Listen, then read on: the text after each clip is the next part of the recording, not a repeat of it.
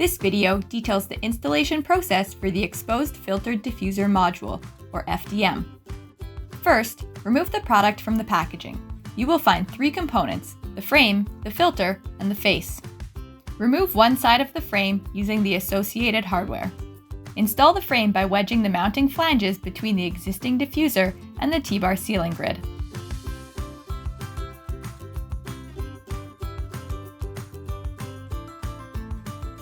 Install the filter by sliding it into the frame. Take care to minimize contact with filter media and ensure the filter is installed in the correct orientation.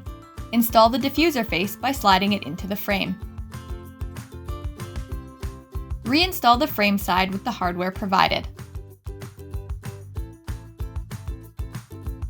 Installation of the Exposed Filtered Diffuser module is now complete.